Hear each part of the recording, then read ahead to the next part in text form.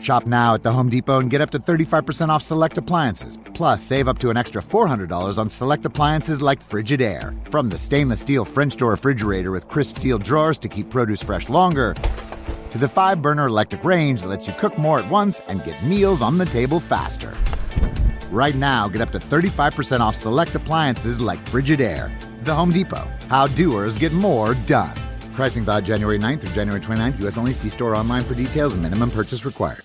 Welcome to Mind Love, episode 93. Today's episode is all about how to stop self-sabotage. Feelings are temporary. They are states, but they're not traits. They're things that kind of are like waves in the ocean. They can come and go. And so when it's difficult or impossible to change your thoughts, then distress tolerance skills can be used to help you cope and survive during a crisis. So it's sort of like turning the mind or using opposite action, smiling anyway, even when you're feeling distress. It's all these things that take less than 10 seconds to do. What's quick and what's not going to engage sort of your cognitive stress even more. Turn up your frequency with Mind Love. Bite-sized brain hacks for seekers, dreamers, and doers. It's time to give your mind a little love with your host, Melissa Monti.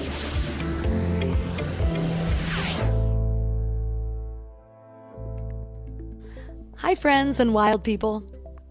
Have you ever had a big project deadline that you knew was important, only to find yourself watching an entire marathon of The Bachelorette instead?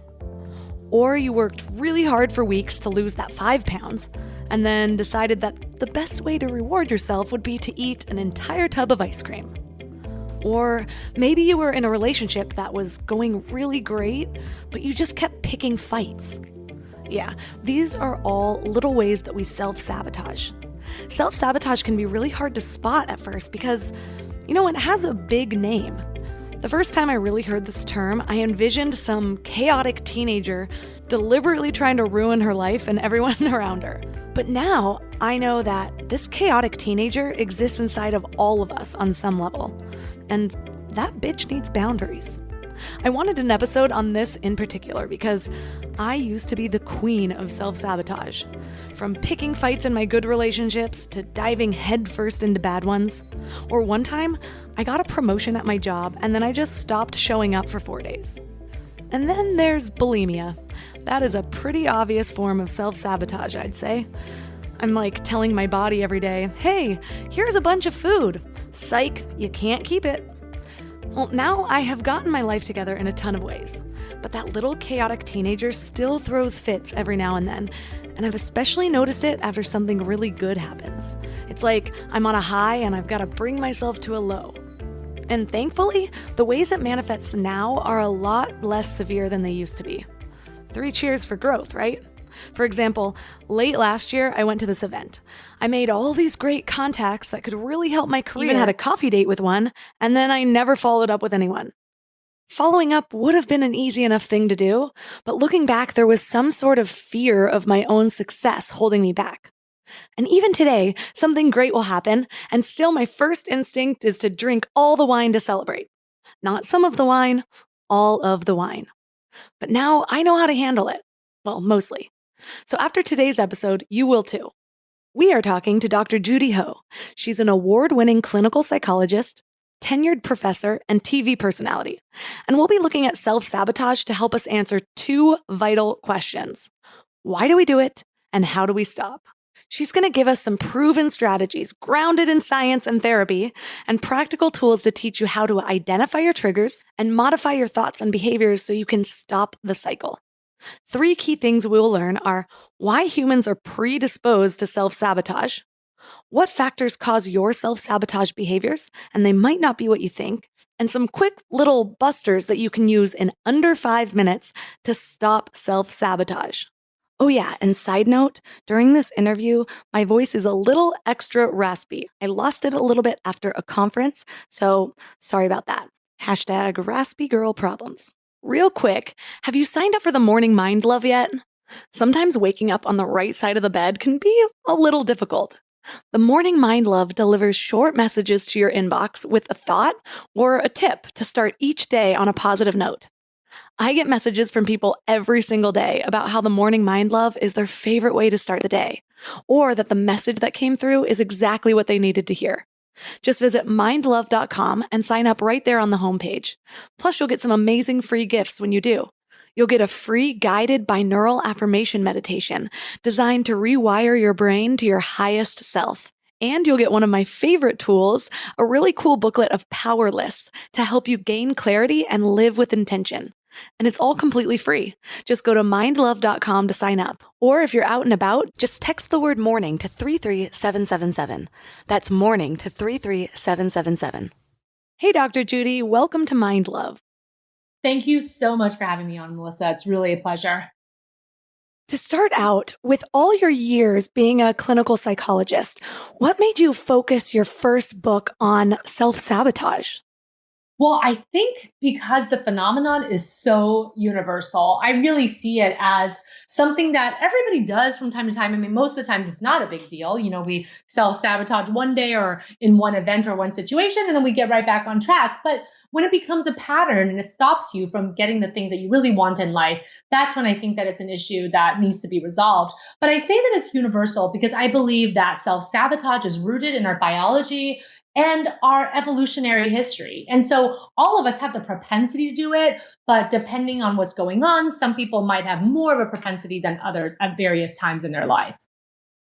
It's such a weird phenomenon when you really think about it. I remember when I first started hearing about self-sabotage, I was like, who would do that? But when I really started looking through my life, I would do that so many different times. And so it's hard to even picture some of those people who seem really put together like yourself, even engaging in self-sabotage behaviors. So what is your personal experience with self-sabotage?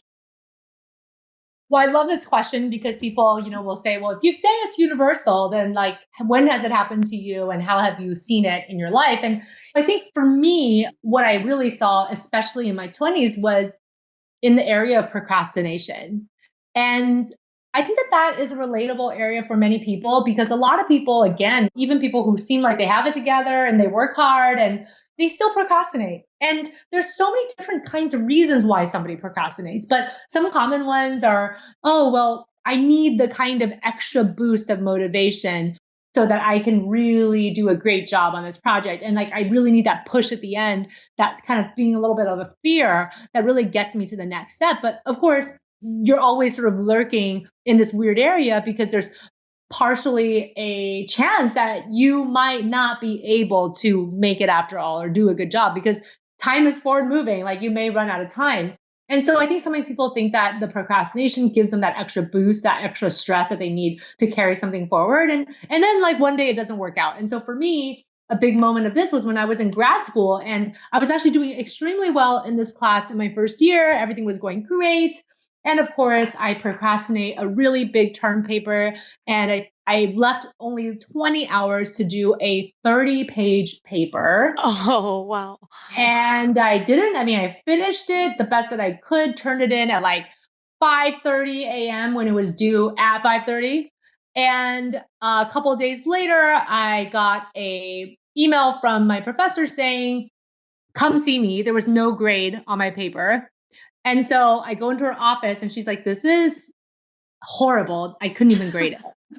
Yeah, it was so bad I couldn't grade it. I mean, that is not only humiliating, but also just thinking back and thinking about how hard I had worked in this class and how I was up until this point, one of her better students, one of her best students, in fact, and that's what she had told me, that I would fall from grace so hard to have one of the best papers in the class to like the next assignment being so bad that she literally could not assign a grade, right? It's so crazy. So anyway, I think that was when I said, you know what? I don't think this is working in my life anymore. But I have to say that, throughout college, that was sort of what you did. It's almost like, yeah, I'm going to be that crazy, like just bust my butt at the end, study really hard for 3 days and take all my finals and like kick butt at all of them. And maybe that worked for a little while, but like as we get older and as assignments get more complicated, like you can't keep doing that. Yeah. And, I have found in my life, because historically I'm doing much better now, but there was a long time where self-sabotage was like my number one hobby somehow. So it's interesting because I'll have those excuses. Like, for example, the procrastination, like you talked about, I definitely did that. And I would say like, yeah, I like that extra boost of motivation.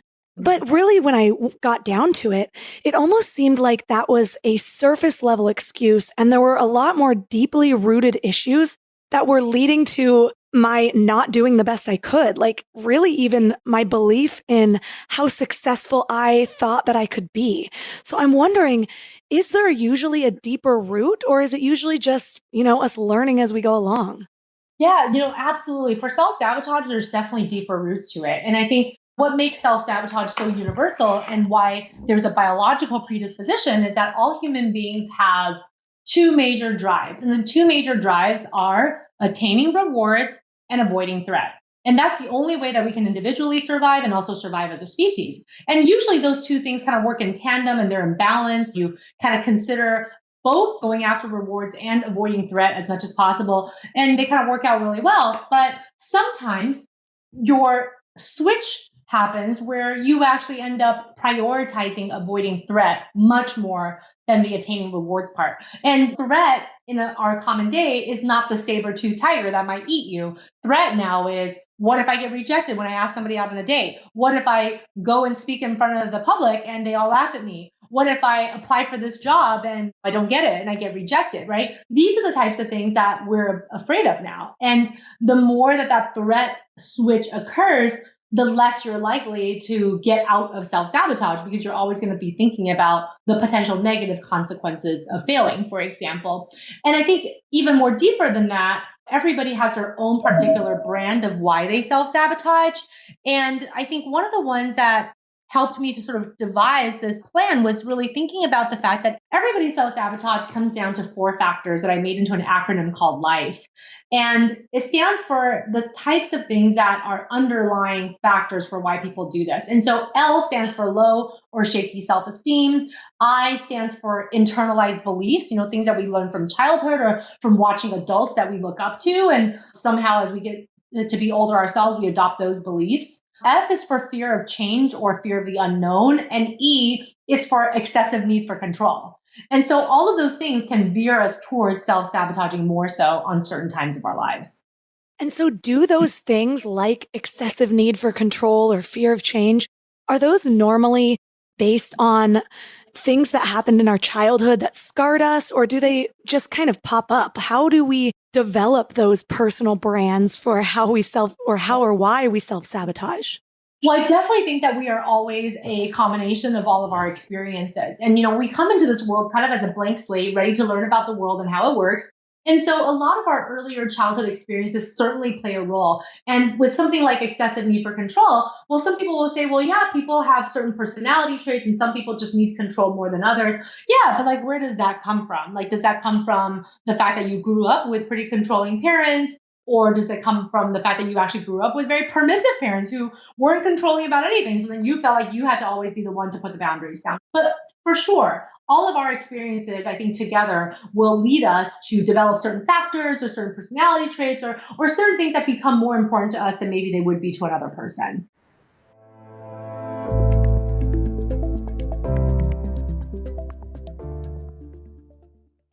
Before we go deep today, I want to give you a little gift, and I want to give it to you every single day. It's called the Morning Mind Love. I know how life can be. You're all fired up after an inspiring episode, and then a new day or a new challenge comes at you, and it's just hard to keep up that energy. Well, the Morning Mind Love is kind of like an oracle from your higher self to help you start each day with a positive focus. Plus, when you sign up, you get 2 free gifts, a 30-minute binaural meditation and 30 days of journaling prompts to help you remember who you truly are. And it's all completely free. So join over 9,000 people and go to mindlove.com to sign up or text the word morning to 33777. You know what I love about the start of a new year? It's kind of like opening a fresh notebook. 365 blank pages just waiting to be filled with your story. But sometimes we get stuck trying to write that story alone. Maybe there's a chapter you've been wanting to revise, or maybe you're just ready for a whole new plot twist in 2025. But here's what I've learned from my own journey with therapy. It's kind of like having an editorial partner for your life story. someone who helps you see the patterns that you might have missed, who gives you the tools to write stronger chapters ahead.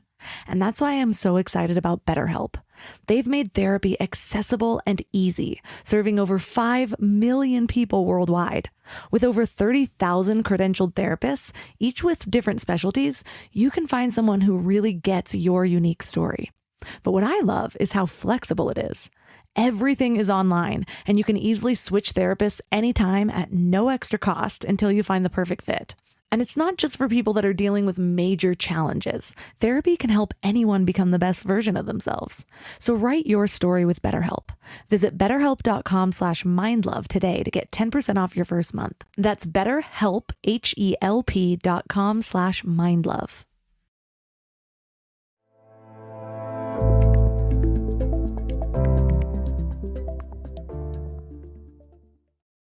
So how do we start to undo this cycle of behaviors? Say we keep doing something over and over again, or a certain part of our journey, like the next step for moving forward in our career or the next step towards building our business. And we just always somehow manage to stop ourselves. How do we start to identify those patterns and then reverse them, I guess? Yeah. So first, of course, is the awareness of it, because sometimes people don't even really seem very aware of their self-sabotage. So the fact that people are starting to pay attention, like, that's great. Knowing kind of what your life factors are, that's the first step. And then after that, it's really about understanding the automatic thoughts that trigger a self-sabotaging act. And so when you have a negative feeling, or when you do an action that you later regret, sometimes people feel the consequences of those feelings and actions, but they're not thinking about the thoughts that occurred right before they did that action or right before they felt that feeling. And every behavior is preceded by a thought. So if you can identify what that thought was, you can kind of pinpoint the exact time that things veered off course. So for example, if one of your goals is to not self-sabotage your healthful eating and trying to stay away from late night binge snacking, people sometimes will get home and it's late, and then they'll reach for the snack, and all of a sudden they've eaten the whole bag of chips, and they're like, well, what just happened? But it's not just that the behavior happened, it's that something happened right before the behavior. There was a thought, or there was some kind of thing that was in your mind that triggered you to reach for those chips. And so if you can identify what that thought was, whether it's, wow, I'm bored, I might as well eat some chips, or man, I had a really hard day at work, I deserve these chips, right? Whatever that thought was, if you can identify the thought, then we can do something about it. So the first step is to identify the thought before a certain self-sabotaging feeling or behavior. And then the second step is like either changing that thought to a more helpful one, or it's about changing our relationship to the thought. So sometimes the thoughts that we have are really mean. Like we might think things like, I'm never going to succeed, or I'm always going to be a loser. Like things that we might not even say out loud to people, just really mean things about ourselves. But if you can't change the thought itself, then what about changing your relationship to it? And what I tell people is like, a thought is a mental event, but it doesn't have to be who you are or what you are. And one really quick tip I give people to change the relationship to their thoughts is a technique called diffusion. And all it means is that you add a tiny little phrase in front of your negative thought. So if your negative thought is, I'm never going to succeed at my career, then just adding this little clause, I'm having the thought that. If you add that in front of the original thought, then that thought becomes, I'm having the thought that I'm never going to succeed at my career.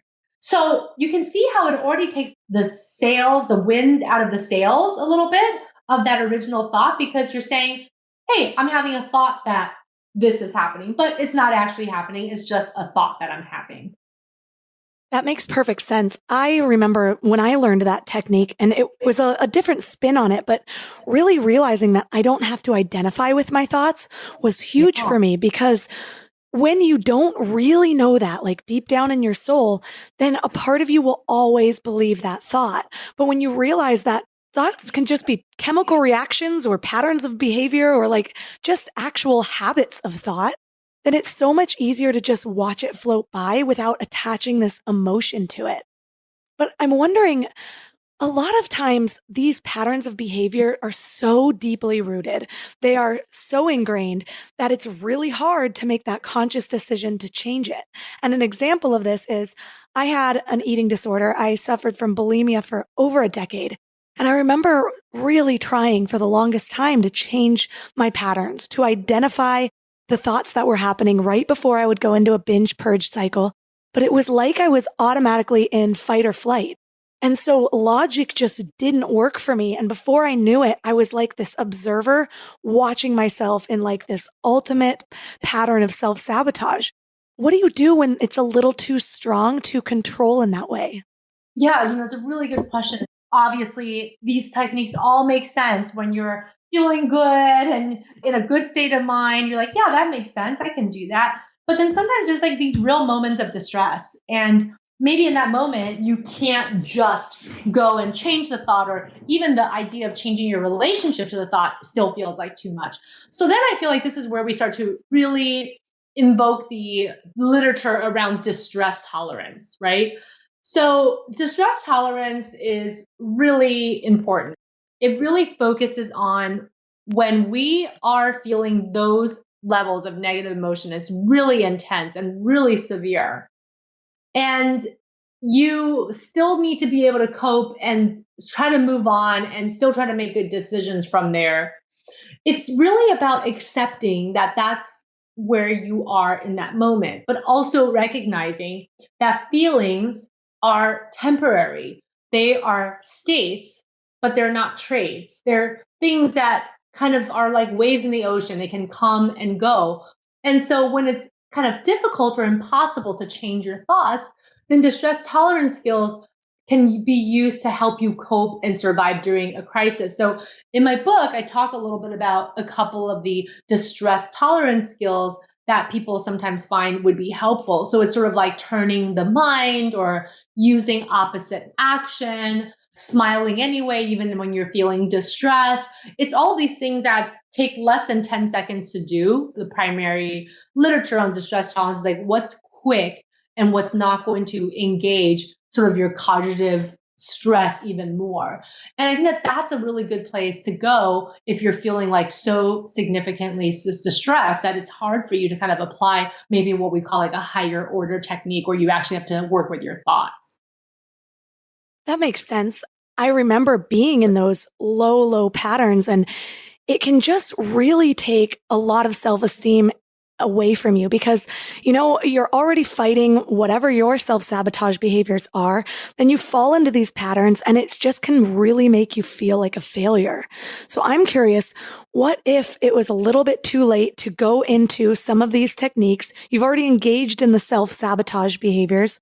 How do you respond to yourself afterwards? How do you get yourself out of the slump instead of just feeling like life is never going to get better?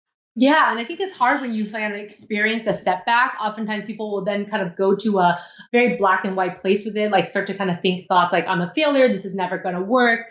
And they become very, again, all or none in terms of their thinking.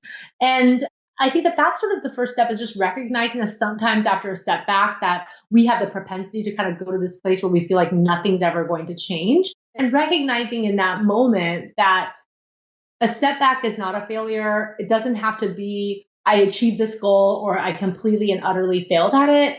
I think it's really about reducing the shame that you might have or even the guilt that you might have that you kind of had a slip up and then reorienting yourself based on your values. So this is a really big part of what I spend the latter part of my book talking about is the fact that as a society, we're so focused on goals. We've got to-do lists, we've got vision boards, we've got all these goals that we want to tick off.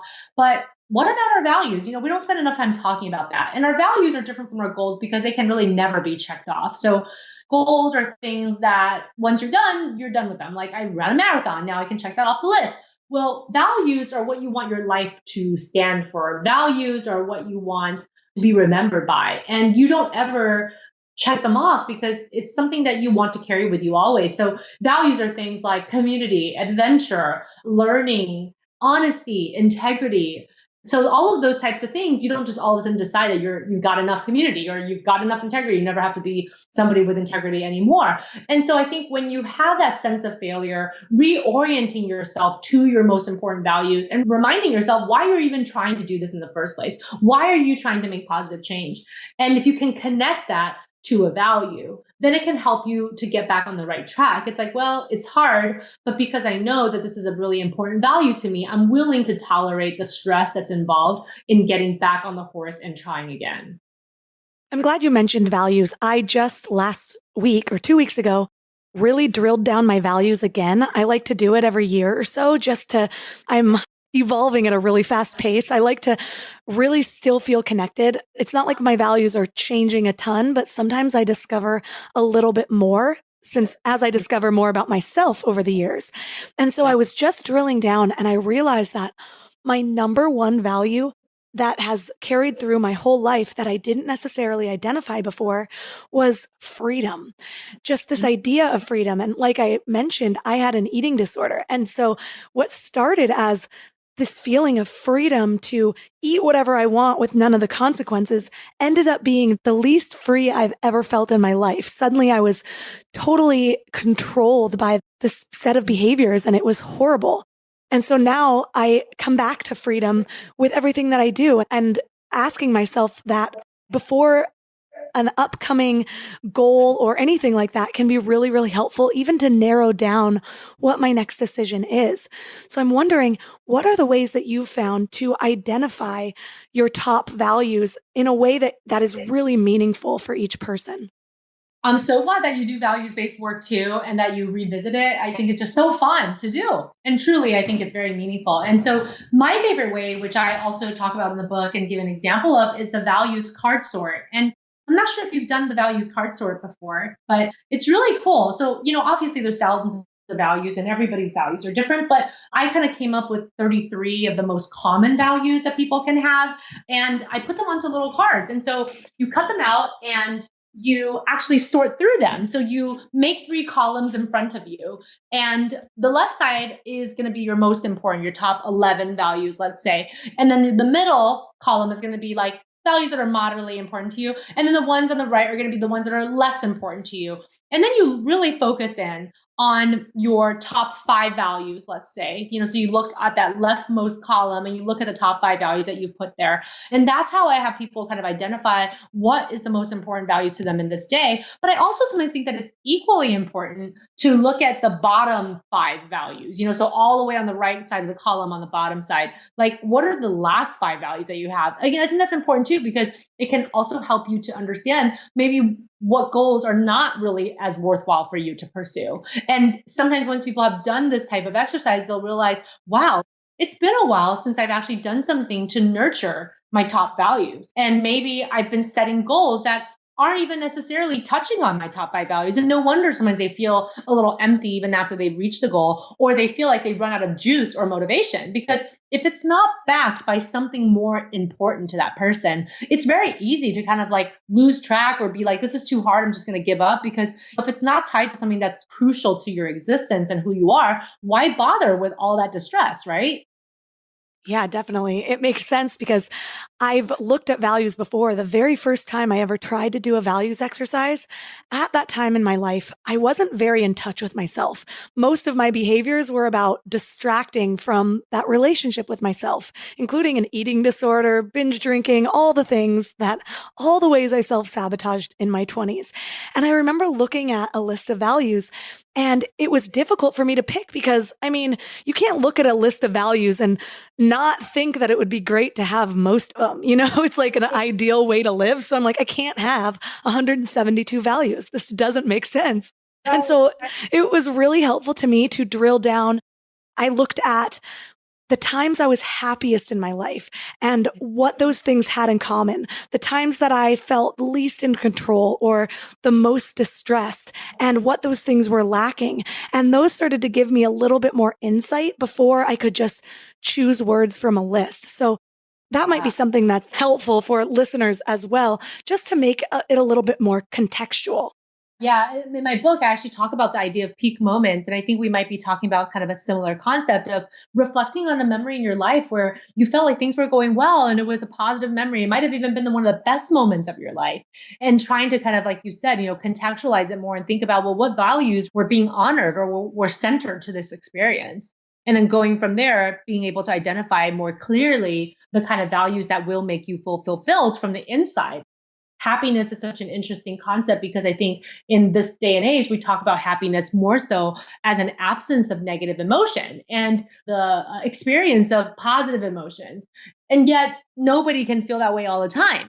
Anything that's meaningful to pursue, whether it's getting a new job, moving to a new city, having children, getting married, it comes with ups and downs. It comes with times that are stressful. It comes with times that are fruitful and wonderful. And really, that's the kind of happiness that I would love people to focus on more, is like that happiness that really comes from pursuing things that are meaningful to you. And yet that kind of happiness does carry with it some negative emotions at times.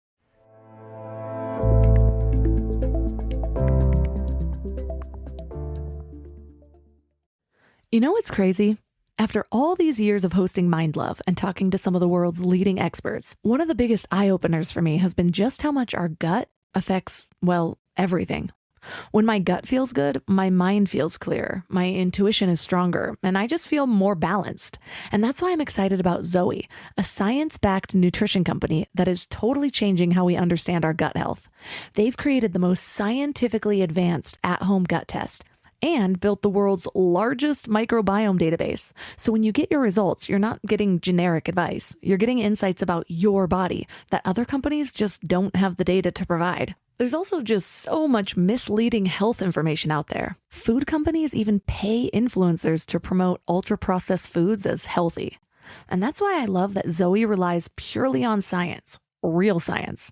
The randomized controlled trial showed that participants were 4 times as likely to report better sleep and more energy, all thanks to the info from the largest microbiome database on the planet. So go to Zoe.com and find out what Zoe membership could do for you. And because you listen to Mind Love, you can use the exclusive code MINDLOVE10 to get 10% off membership. As a Zoe member, you'll get an at-home test kit and personalized nutrition program to help you make smarter food choices that support your gut. That's Zoe.com. Use MindLove10 at checkout. Trust your gut. Trust Zoe.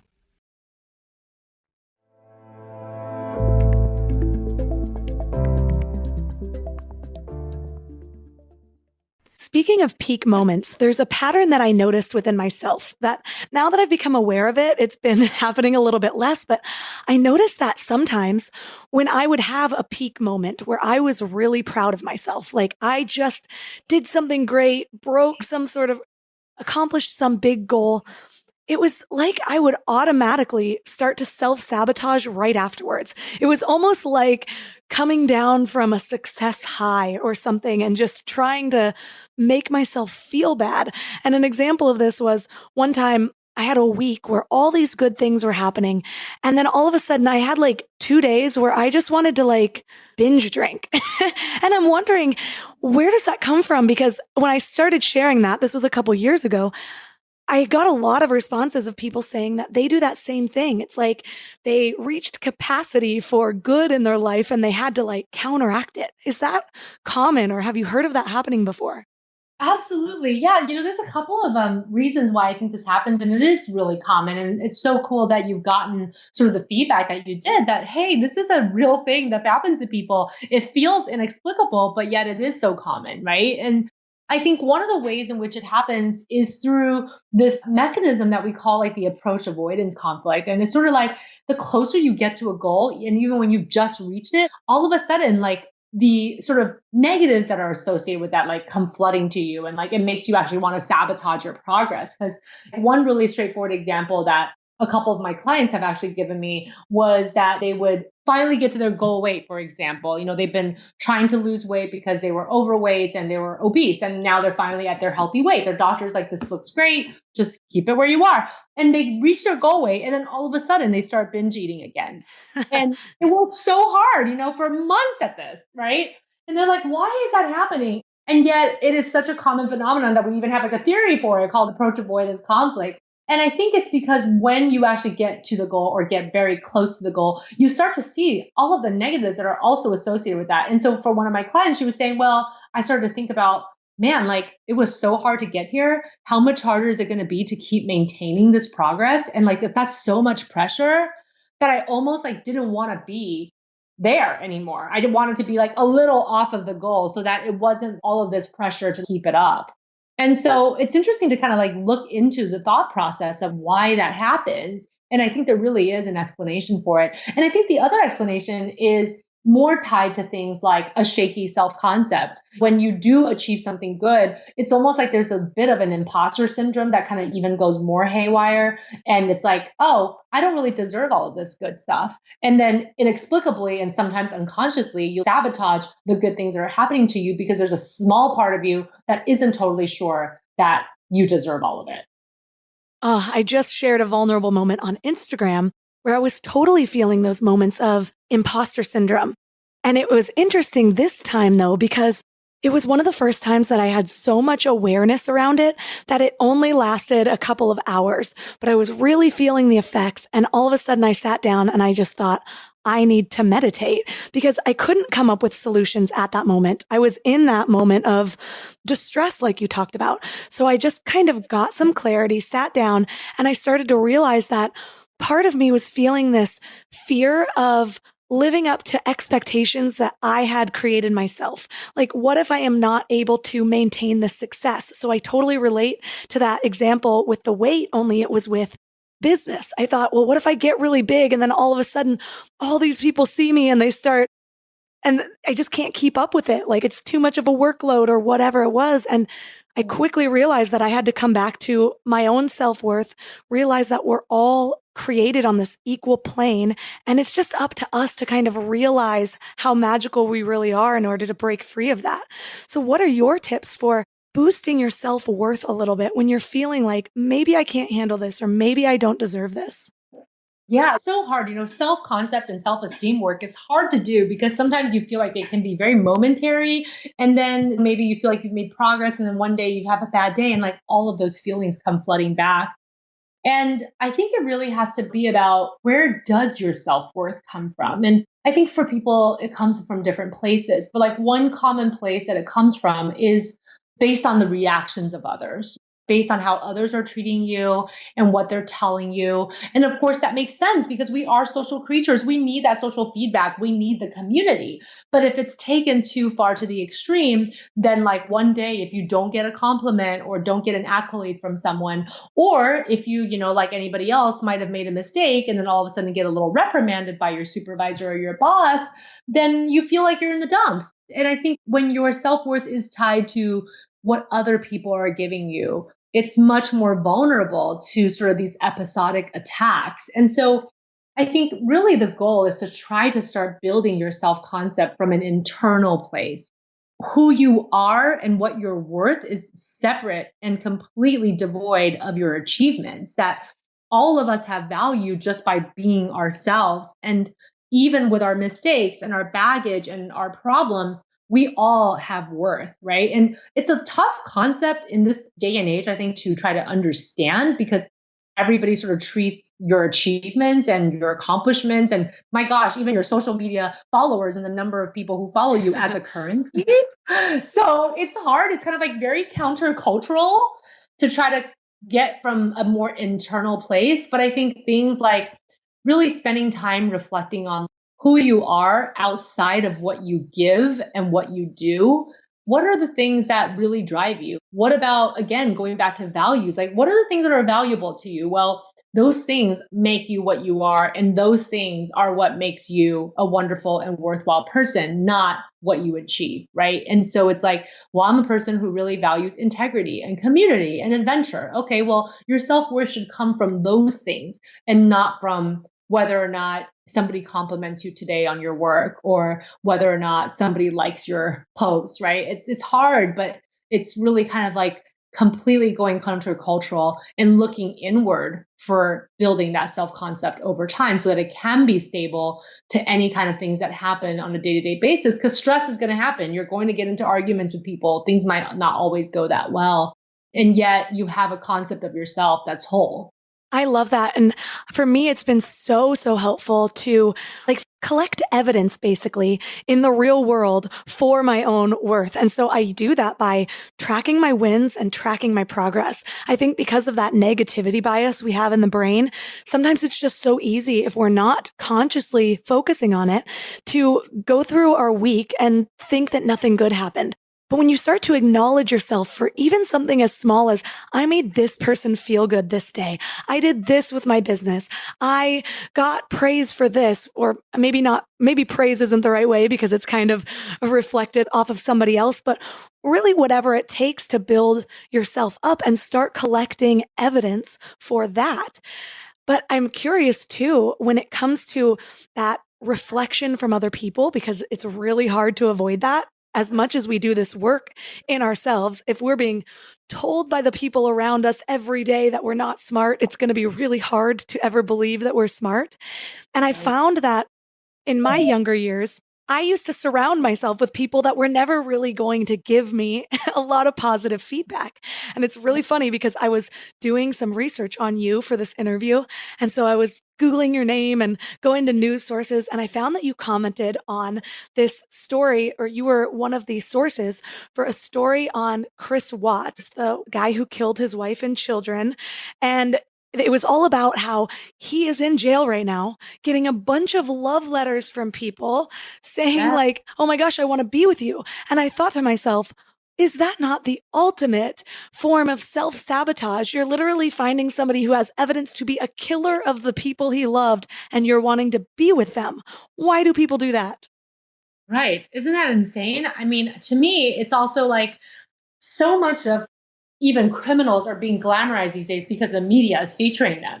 And that, you're right, that is like an ultimate form of self-sabotage. But I do find, and this, there's actually research on this, which is disturbing, that individuals who gravitate, because there is a large group of individuals who do gravitate towards criminals, write them love letters, sometimes even marry them eventually. Like, why do people do that? And sadly, for a lot of these people, there is a background of previous very like abusive relationships or instances where they have talked openly about their very low self-esteem. So it's almost like, yeah, one, maybe I don't deserve better than this, but two, maybe I'll luck out and I'll actually be able to change this man. And that's going to make me feel so good about myself that I could change somebody who society had given up on. And so I think that that is sort of what we're talking about here, is like trying to bolster your self-esteem from external sources. And instead of having your self-esteem rely on other people and their reactions to you, try to have your self-esteem be built day by day from a place of what are you really contributing in terms of your worth in a more of a spiritual and like a holistic way, and not so much something that I can check off of a to-do list and kind of like a dream list of things of like, well, if I got the attention of this person and if I got this job, then like I would feel so much better about myself, because that is all still external, even though it's not bad to have goals. It's just that all of that external stuff, you can't have control over that. And if you rely on that for your self-esteem, then there are going to be some days that it's going to be really hard for you to focus on good self-esteem. Yeah, I can relate to that. I had one of those relationships that was just terrible for me. And he ended up in jail right after our relationship for the next 7 years. And it was interesting because I've recently gotten messages from him, and turns out somehow he got engaged while in jail. So I feel like I have this like personal experience with that. And it's just so crazy. And when I was really diving into my thought process of why did I like this person, or think I liked this person, think I loved this person, when everybody around me could see that he was toxic.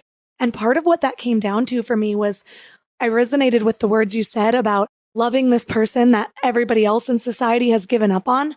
And I think that there was a part of me that was so lonely, or had felt that other people had kind of abandoned me in one way or another for so long, that I thought, well, if I could love this person that society's given up on, then he won't have anyone else to turn to because society's given up on him. He's more likely to stay around.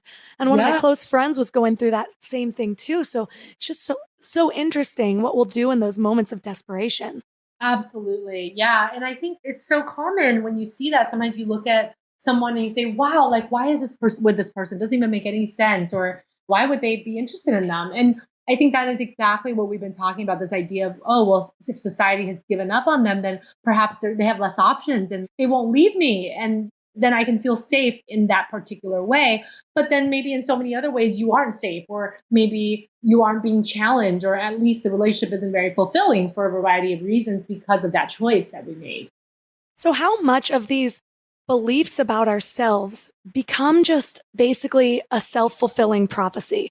Like if I deep down internally believe that I am not worthy of love, I know a lot of people think, well, then when you find someone who loves you, those beliefs will change. But I tend to think that it might be the other way around, that you have to change your belief before you can change the outcome. What are your thoughts on that? I completely agree with you. I think that if in the case of you don't know if you believe that you deserve love and you find somebody who loves you, it's not so simple as, oh, okay, now I believe in love and now I believe I'm lovable. No, because we are creatures of habit and we look to confirm our existing beliefs more so than we do make room for new things that could actually challenge our beliefs. So because we have this predisposition to really kind of just accommodate new information into our existing frameworks, when somebody actually acts like they love us and internally we believe that we don't deserve that love, we are going to become very suspicious. We're going to say, what do they want really? And when's the other ball going to drop? And if they really knew who I was, maybe they wouldn't love me. And then so because of those types of thoughts, you will then act in a number of ways that ends up sabotaging the relationship and its progress, because you might overly question the person or pick a fight for no reason to see if they really can prove that they will love you and they will stay with you, even if you're being difficult. And over time, it actually does cause all of these reactions that cascade into really negative outcomes generally for that particular relationship. And then, of course, once that relationship meets its demise, then you can confirm that negative belief again. Like, see, I knew it. I knew I wasn't lovable because he left. And yet there were things that you did to maybe cause that to happen. Yeah, I've totally been there. It's like in a relationship, especially. Relationships are just such easy examples because I think sometimes we don't have as much awareness around our behaviors when we're just by ourselves. But when I got married, all of a sudden I'm realizing all these different patterns that I have because I have somebody there all the time to kind of reflect it back to me or to be witness to these things that I used to just let pass by. But I remember this one relationship in particular, and it was the one immediately after that really toxic one where he ended up in jail. And I would just poke him, like not physically, well, sometimes physically, but I would just like kind of cause these little fights because it was almost like I was testing if he loved me enough to stick around for those. And if he did fall for my little tests and I don't know, go home or get in an argument back, I'd be like, yep, there it is. I knew you didn't love me or whatever it was. So I totally relate to that. I'm curious when it comes to work though. Burnout. Burnout is such a weird thing because I feel like it's a combination of actual physical stress symptoms, but also it almost causes a cycle of self-sabotage a lot of times. Does burnout fall under that self-sabotage umbrella? And what do we do about it? Yeah, absolutely. Burnout is so interesting because we've been talking about it more and more. And the ICD, which is the International Classification of Diseases, is starting to designate it as a significant problem that we need to address. And burnout, the state of emotional, physical, and mental exhaustion that's caused by excessive and prolonged stress, especially at work, is really becoming not only more common, but also synonymous with certain depression symptoms.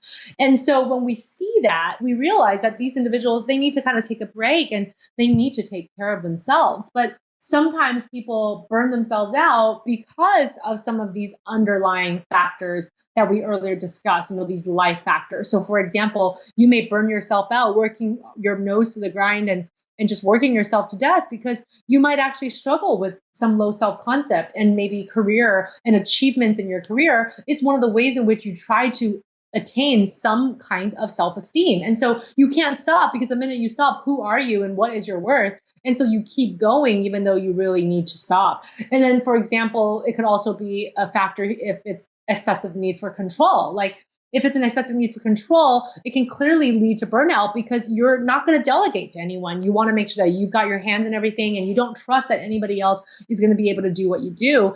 And so I think some of these things that cause self-sabotage in other areas of life can absolutely relate to causing and maintaining burnout for a lot of professionals. What's interesting to me, you said that burnout is now considered a disease. And I know how helpful it can be when something is acknowledged or validated that we're going through. Like when you find that there's a name for whatever symptoms you're experiencing. But at the same time, what I also have noticed is that sometimes when there's a name for something, we kind of go into hypochondriac mode or whatever, where we're like, oh, suddenly I think I have something that you might not have had. A good example of this is for a long time, I thought I had ADD. Maybe I did, maybe I didn't. I think I cleared it up with diet, but not until I was already on Adderall for a good decade of my life. And it was almost just like I identified into this groupthink mentality. And I've talked to somebody else about this who felt the same thing with depression. It was like, yes, they were experiencing some symptoms, but then once they started saying, I am a person with depression, I have depression, it became even harder for them to come out of it because they got so used to identifying with that. How do we find that balance of, not overly identifying with some of these things that we're going through so that it doesn't become who we are for the rest of our lives? It's a really good question because, like you said, sometimes you feel vindicated or at least validated when there is a diagnosis. Like, okay, it wasn't just in my head. There's a way to explain this, and other people are also suffering with this. But also, if you over-identify, then you're pathologizing the problem and you're pathologizing yourself. And so I think that I always want to help people remember that a label is only helpful in understanding a construct. It's helpful for understanding an idea, but that label is not you, and you are not now a depressed person for life. That is not the constellation of who you are. It is a state that characterizes a specific time in your life. And it's something that we can actively work on. It's something that's external to you, though. So I think I try to encourage people to not think of it as a internal sort of, okay, now this is who I am, this is part of my identity, but more as like an external thing that is outside of them. And it's like a problem that they have to solve. And then once they solve the problem, then that no longer has to be in sort of the realm of their everyday experience. And so I really encourage people to think of those as states and things that, again, that they can problem solve with them being a person and this being a problem that is separate of them as a person. I love that point. I think that's really important because, again, it just comes back to, for me, it's so important to only identify with things that are empowering. I am very careful about what I will say after I am. So instead of I am depressed or I have ADD, it's like I am experiencing this right now. And that can just be really helpful in the way we think of ourselves, because I think the way we experience ourselves really determines the way we experience our lives and the world. And so be really careful about what you put after that. And I'd love to end this episode with maybe some really actionable things that people can do. If we have identified those self-sabotage triggers, what are some things that we could do in those moments to either deactivate those triggers or kind of divert into a new cycle of behaviors? Absolutely. I think that the biggest thing is to recognize what you're doing the minute that it's happening and to try to find a helpful replacement behavior. And so whatever behavior that is leading you down self-sabotage, once you've identified what it is, make up these series of if-then statements. And so there's a fancy name for them called implementation intentions, but all that it really is a series of if-then statements that really help you to understand how to deactivate self-sabotage when it happens in the moment. So before you actually even get to a point where you are self-sabotaging, you sit down and you think through the barriers to whatever goal it is that you have. So for example, if your goal is in the area of getting a more fulfilling job, and you think about the barriers to that, and you think, okay, well, part of the barrier is my own fear. Like, I don't want to leave this job because it's comfortable. And what if I leave the job and I can't find a job for a while, or maybe the next job is also not very fulfilling? Then what am I going to do? So you sit there and you kind of list out the things that are kind of getting in the way of you getting to that goal.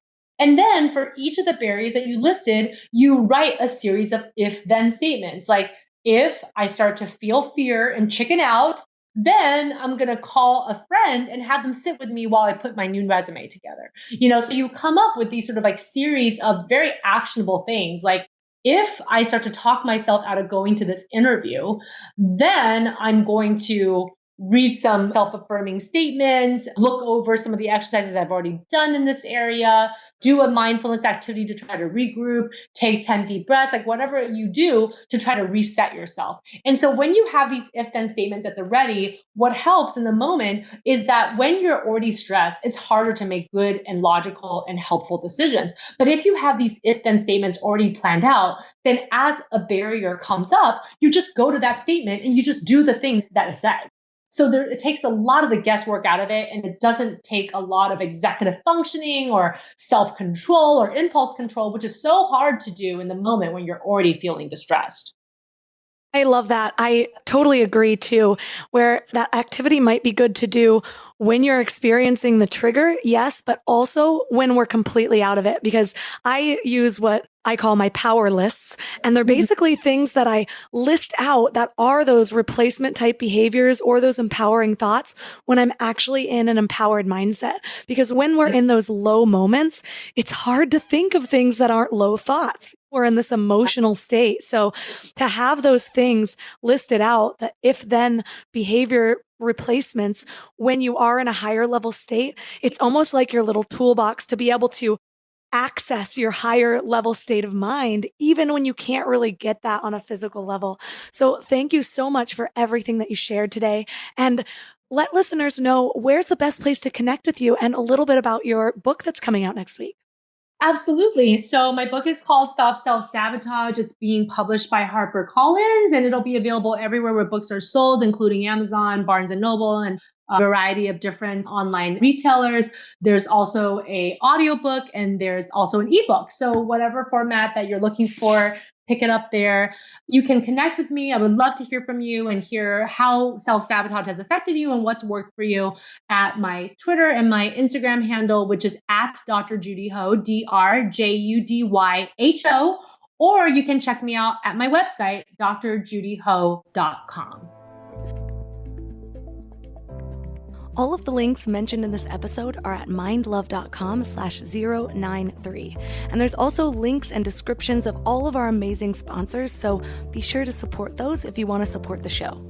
The other best way to support the show is by sharing this episode. Who do you know that self-sabotages, or that's struggling with a bad relationship, or dating the wrong people, or doing the little things that get in their own way? Share this episode or share it on social media. Take a screenshot and tag Mind Love Melissa or Mind Love Podcast. I'm also really curious to know the ways that you guys self-sabotage. I know for a long time I felt alone in that, and it wasn't until I started reading literature and talking to other people and hearing the ways that they were doing it themselves. Even some of the badass people that I know that seem to have everything together, they all have those little ways that they get in their own way. So let's share it with each other. Let's help each other out a little bit, feel less alone. When we're dealing with these things on our own, and we don't know if other people are sharing these same experiences or sharing these same feelings, that's when it's so easy to really identify with those behaviors or those feelings. And as you've heard in so many different episodes, we are not our feelings. And we don't even really need to be our behavior either. We all develop these little patterns of thoughts, of emotion, whatever it might be. But the more we identify with those things and think that they're who we are, the harder it is to get out of. We're driven so much by our self-beliefs, by what we believe we're capable of, by what we believe we are worth, by those things that we precede after saying, I am a screw-up, I am lazy, I am a procrastinator. The more you say those things and feel that they are you, the more likely you are to do them and continue to do them. But that little bit of awareness and that little bit of shared experience with other people is what allows us to carve a new path. So again, don't forget to share the episode, and if you haven't subscribed already, hit that little subscribe button. Thanks for giving your mind a little love today, and I'll see you next week. Thanks for tuning into Your Higher Frequency with Mind Love. Head to mindlove.com for